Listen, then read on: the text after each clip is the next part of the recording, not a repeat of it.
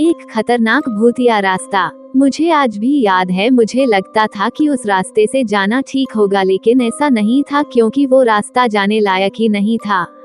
चूंकि उस जगह पर मैं अनजान था, नया नया वहां गया हुआ था और लोग उस रास्ते से बहुत कम ही गुजरते थे, लेकिन मैं उस रास्ते से गुजरा। मैं उस वक्त कार से अपने कमरे की तरफ आ रहा था, तभी अचानक ही कार रुक जाती है। ये बात मेरे समझ में नहीं आती कि आखिरकार कार रास्ते में क्यों रुक गई। कुछ कुछ बूंदें भी गिरने लगी थीं। अब लगता था कि बारिश भी होने वाली है। इस वक्त कार का खराब होना ठीक नहीं था। मैंने कोशिश की, पर जब कार ठीक नहीं हुई तो मैंने अंदर बैठना ही ठीक समझा और कुछ देर बाद कार स्टार्ट हो जाती है। ये बहुत ही खुशी की बात थी क्योंकि अब घर समय से मैं पहुंच सकता था। कुछ दूरी तक चलने पर मुझे एक आदमी दिखाई देता है जो कि मुझसे लिफ्ट मांग रहा था। देखने में बहुत बुरा लग रहा था। मौसम भी खराब लग रहा था, इसलिए सोचा कि उस आदमी को परेशानी हो सकती है और मैंने कार को रोक दिया।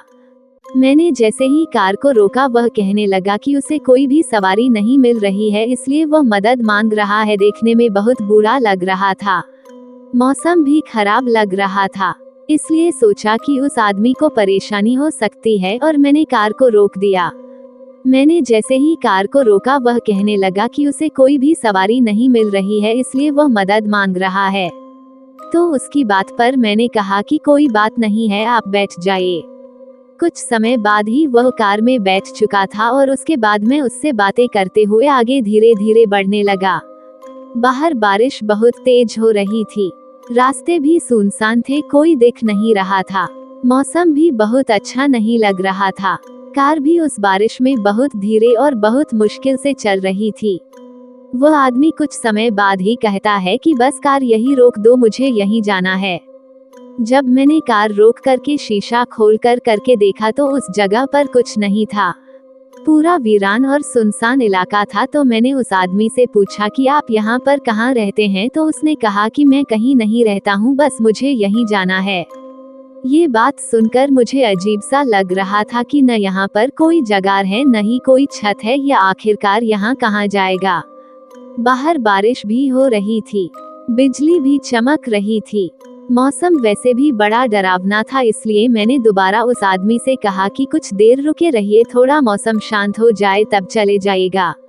लेकिन जैसे ही मैंने ये बोल करके पलट करके देखा तो वो आदमी मेरे गाड़ी में नहीं था, वह गायब हो चुका था। मैंने दाएं बाएं उतर करके भीगते हुए देखा, लेकिन आसपास मुझे वो कहीं नहीं नजर आया। मुझे बड़ा ही आश्चर्य हुआ और डर भी लगा। सच्चाई तो ये थी कि वह कोई इंसान नहीं, एक आत्मा थी जो मेरे गाड़ी में बैठी हुई थी। मैं वहां से बहुत बुरी तरीके से भागा और दोबारा उस रास्ते पर मैं कभी नहीं गया। बाद में मुझे पता चला कि उस रास्ते पर वो आत्मा अक्सर लोगों को मिल जाती है और नेक दिल इंसान को छोड़ करके बुरे इंसानों का बुरा हाल भी करती है। यदि ये कहानी आपको पसंद आई हो तो अपने दोस्तों और अन्य लोगों के साथ शेयर जरूर करिएगा।